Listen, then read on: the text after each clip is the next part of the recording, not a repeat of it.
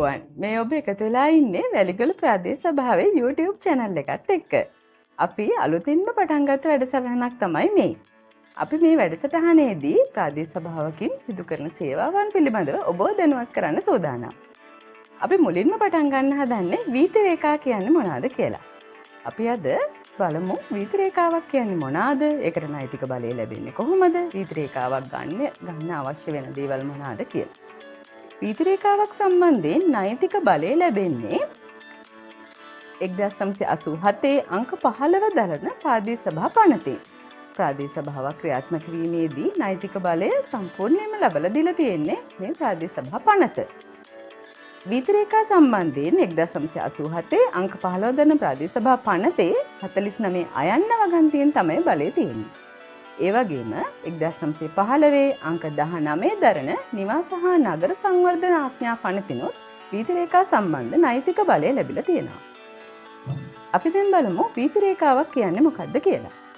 වීථි රේඛාවක් කියලා කියන්නේ වැලිගොඩ ප්‍රාදේශ සභාවේ මාර්ගයක් යම් ඉදිරි අනාගතයේදී සංවර්ධන කටයුතු සඳහා යොදව ගන්නකොට ඒ කියන්නේ ගමනාගමනය වගේ දේවල් වලදී මාර්ගය අපි පුළුල් කරනවා කියලා හිතමු. ඒ මාර්ගය පුළුල් කරනකොට දැඩි වංගු සහිත මාර්ග, අබලන් සහිත වෙලා තියෙන මාර්ග සංවර්ධන කටයුතු වලදී පුරුල් කරනකොට අලුතෙන් බෝක්කු, පාලම් ඒවා ඉදි කරනකොට ඒ අවස්ථාවල් වලදී ඒ ආසන්න ඉඩම් වලින් අත්පත් කරගන්න බිම් ප්‍රමාණය මිනින්දෝරු සැලැස්මක දක්වලා ගැසට් පත්‍රයේ පළ කරලා තියෙන මායිම් වලට තමයි අපි වීථි රේඛා කියලා කියන්නේ. එහෙම නැත්නම් ස්ට්‍රීට් ලයින් කියලා අපි හඳුන්වන්නේ.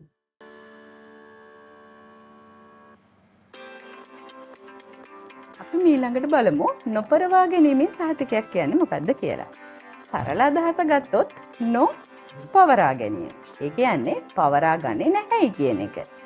පළාත් පාලන ආයතනයකට හිඟයකින් තොරව නිසි පරිදි වරිපනම් බදු ගෙවල ඇති බවට සහතික කරමින් එනම් ඒ කියන්නේ වරිපනම් බදු නොගෙවීම හේතුවෙන් පුද්ගලයාට අදාළ දේපල අදාළ පළාත් පාලන ආයතනයට පවරාගෙන නොමැති බව හා එවැනි අවදානමක් නොමැති බව සඳහන් කරලා පළාත් පාලන ආයතනයෙන් දෙනු ලබන සහතිකයට තමයි නොපරවා ගැනීමෙන් සහතිකය කියලා කියන්නේ. දැන් අපි බලමු වීථි රේඛා හා නොපරවා ගැනීමේ සහතිකයක් පුද්ගලයෙකුට අවශ්‍ය වෙන්නේ ඇයි කියලා. වීථි රේඛා හා නොපරවා ගැනීමේ සහතිකය අදාළ පළාත් පාලන ආයතනයෙන් තමයි ලබා ගන්න ඕනේ. මේ වීථි රේඛා හා නොපරවා ගැනීමේ සහතිකය අවශ්‍ය වෙන්නේ Tamanට අයිති වෙලා තියෙන ඉඩමක් ඇපේට තියලා බැංකුවකින් හරි මූල්‍ය ආයතනයකින් හරි ණය මුදලක් ඉල්ලනකොට ඒ ඉල්ලීමේදී ඇපයට තැබීමට ඉදිරිපත් කරන දේපළවල නියම වටිනාකම තක්සේරු කරන්න තමයි මේ වීථි රේඛා හා නොපරවා ගැනීමේ සහතිකයක් අවශ්‍ය වෙන්නේ.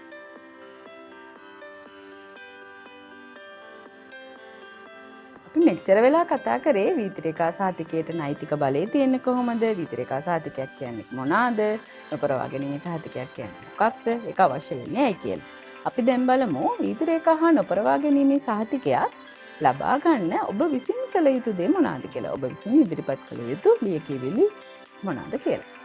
පළමුවෙන්ම වැලිගොඩ ප්‍රාදේශ සභාව විසින් ලබා දෙන අයදුම් පත්‍රය ඔබ නිවැරදිව සම්පූර්ණ කරන්න ඕනේ. ඒ වගේම ඔබගේ ඔප්පුවේ ඡායා පිටපත් අපිට අවශ්‍ය වෙනවා. මිනින්දොරු සැලැස්ම ඡායා පිටපතත් අපිට අවශ්‍ය වෙනවා. ඉල්ලුම්කාරු නොමැතිව යම්කිසි පුද්ගලයෙකු වීථි රේඛා හා නොපරවා ගැනීමේ සහතිකයක් ලබා ගැනීමට එනවනම් ඉල්ලුම්කරු නොමැති අවස්ථාවකදී ඉඩමේ අයිතිකරුගේ එකඟතාවය දැක්වෙන දියුරුම් ප්‍රකාශයක් අනිවාර්යයෙන්ම ඔබ රැගෙන ආ යුතුයි. ඔබ විසින් ඉදිරිපත් කරනු ලබන ඔප්පුව 2020 1 දින හරි ඊට පස්සේ හරි ලියලා සහතික කරලා තියෙන ඔප්පුවක් නම් ප්‍රධාන ලේකම්ගේ චක්‍රලේඛ 4/2023 පරිදි නිවැරදි වටිනාකම් සහිතව මුද්‍රා ගාස්තු ගෙවල ඇති බවට හරි නිවැරදි වටිනාකම සම්පූර්ණ කිරීමට අවශ්‍ය වෙන ඌන මුද්‍රා ගාස්තු ගෙවල තියෙන බවට පළාත් ආදායම් දෙපාර්තමේන්තුව මගින් ලබා දෙනු ලබන සහතිකයකුත් අවශ්‍ය වෙනවා.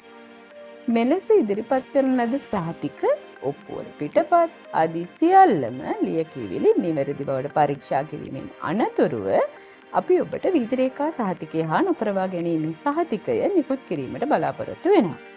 අපගේ සභාවේ තාක්ෂණික නිලධාරීන් ආදායම් පරීක්ෂක මහතුන්ගේ පරීක්ෂා කිරීමෙන් අනතුරුව අදාළ විෂය නිලධාරීන් විසින් සකස් කරන ලද වීථි රේඛා හා නොපරවා ගැනීමේ සහතිකය වැලිගොඩ ප්‍රාදේශ සභාවේ සභාපති එන්නත් නැත්නම් සභාපතිගේ බලය පැවරීම ප්‍රකාරව ලේකම් විසින් මෙම සහතිකවලට අත්සන් යෙදීමෙන් පසුව වීථි රේඛා හා නොපරවා ගැනීමේ සහතික අපි ඔබ වෙත නිකුත් කරනවා. මෙම සහතික නිකුත් කිරීමේදී වීථි රේඛා සහතිකයක් සඳහා රුපියල් 1000ක මුදලකුත් නොපරවා ගැනීමේ සහතිකයක් සඳහා රුපියල් 1000ක මුදලකුත් අපි ඔබගෙන් අය කරනවා. ඒ වගේම තමයි මෙලෙස ලබා ගන්නා වීථි රේඛා හා නොපරවා ගැනීමේ සහතිකයක වළංගු කාල සීමාව මාස 6ක් පමණ වෙනවා. මම හිතනවා ඔබට මම පැහැදිලි කරපු වීථි රේඛා සහතිකය යන කුමක්ද යන්න ඉතා නිවැරදිව සහ සරලව තේරුම් යන්න ඇති කියලා.